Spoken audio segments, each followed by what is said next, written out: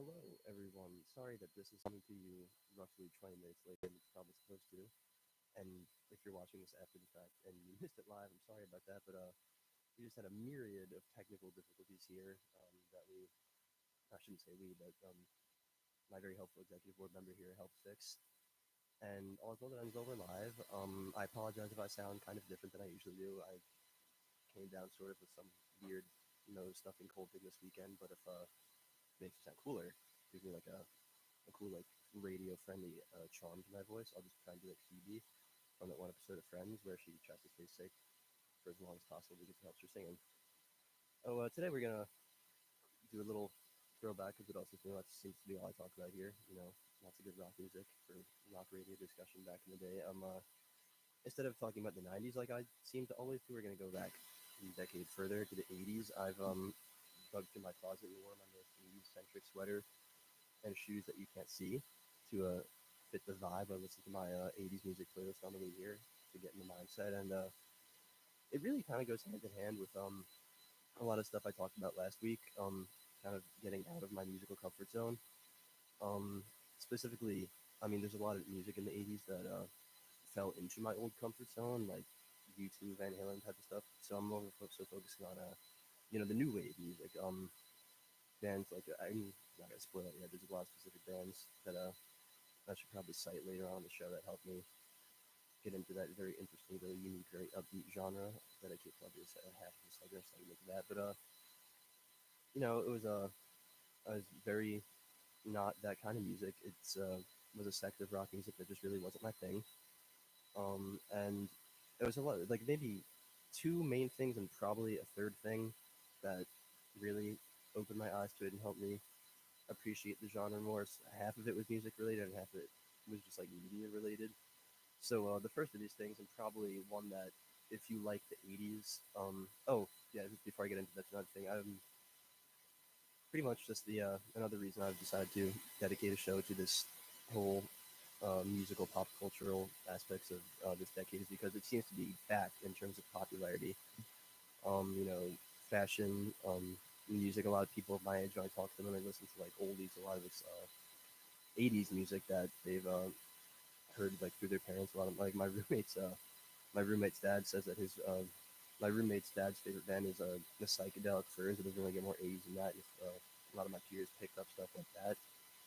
And but I was just about to say, I would, I think you could probably make the case, and I would make the case that anybody who's really interested in like '80s pop culture of our generation, I guess like my age nowadays, would probably because they watch Stranger Things. And for the longest time, I was like very behind the ball with that show. I just like didn't watch it because one of my character flaws is that I'm god awful at starting TV shows. So the recommendations from people pile up, and I just be like, "Oh yeah, I'll check it out," but I never do. And when season 3 came around of that show, and the trailers looked really cool, and I had nothing better to do, and I decided to give it a watch through. And I was extremely pleased, and I noticed how heavily it incorporated the and like harped on the fact that it takes place in the '80s with the fashion and all the music that they play in the soundtrack. They do use band I just said like Psychedelic Furs, Scorpions, the Police. So they cover the whole fun '80s spectrum. And then there's like memes about people seeing Stranger Things once and changing their whole wardrobe to the '80s. So and it definitely helped me um, kind of foster more of an appreciation for the um, fashion, I guess I could say, because I'm wearing this sweater that I picked up at Salvation Army down the street, and the music too, because I listened to a lot of the songs that they played in the show. And overall, I just think in terms of reviving the pop culture of a past decade, that show has really worked wonders for the '80s aesthetics and making them popular among people today. Um, the second more musical related thing that helped me, that really turned me on to the new wave '80s genre of music is actually Paramore. Paramore, the band most known for starting off with more emo rock songs like Misery Business. Then they kind of evolved into more, I don't want to say mainstream pop, and just like a poppy sound. They were always kind of mainstream, I guess. But songs like Ain't It Fun, Still Into You. And then something I learned after the fact when I started getting into the album, that they were dangerously close to breaking up, but they were working on their album After Laughter, which they decided as it went on was more and more becoming one of their best works, and it kind of during a time of real like contention and problems for them brought them more so together. Ooh, excuse me. I told you my voice is kind of weird right now. But yeah, and so what could have been disastrous for them as a band turned out to be one of their best efforts, and it was heavily, heavily inspired by new wave of 80s music, and you can hear that if you listen on playlists. They even have a Spotify thing called like what they were listening to, what they were inspired by when they were making After Laughter. And when that album first came out, I mean, I was a Paramore fan in the sense of like their older stuff that was more rock music oriented and just like more catchy pop stuff. But when I heard this, I was like, oh, that's not really their sound. It's not really for me. And as was so often the case with younger than myself, I didn't really give it a fair shake until this year for probably no reason other than the fact that I was getting more musically adventurous and backtracking to stuff I had once kind of shrugged off and wanted to give a better chance. I just listened to the album straight through, and I was really blown away by it. I mean, a lot of songs I just had on repeat for like the entire summer of 2019. And when I would listen to it, and it was like, "Oh, this music sounds really cool." I wonder like how they found this. I would go and read interviews, like how I found out they were about to break up, how they were, and the fact that they were influenced by the '80s new wave stuff really that really like piqued my interest. I was like, oh, if this modern music that I'm really enjoying the sound of is inspired by that, maybe I should go to the source and see what all the fuss is about.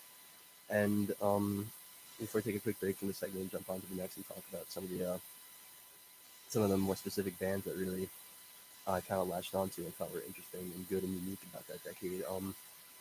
Another, more television, movie, media related thing that was like well before even I was really interested in music really as a hobby. I could have been predisposed to end up liking 80s stuff because Back to the Future, if you know me, you probably know that's like my favorite movie of all time. But I mean, you can make the case that it more so takes place in the 50s and the 2010s over the course of that trilogy and the 1800s. Um, third one might not be as popular. I think it is, whatever. That's an issue for an off music show debate show, whatever. Uh, but it wasn't like they like poured in 80s music into the soundtrack. Although, if you really listen to the news, expertly using that movie, if I do say so myself, every time I'm in the grocery store and I hear Power of Love, I'm like banging two, and that was in Back to the Future. Now I'll go watch the movie again. But that was when I was much younger than I was like maybe just starting high school, and I didn't really have my musical interest period developed, and I just really took a liking to Back to the Future. So it sounds really cool to say that I was predisposed to like stuff from that decade because of that. So that's what I'm gonna say. And as I just said, when I come back from a quick break, I'm gonna talk about in a little bit more detail a lot of the bands that I kind of made an impact on me in terms of getting into that whole decade.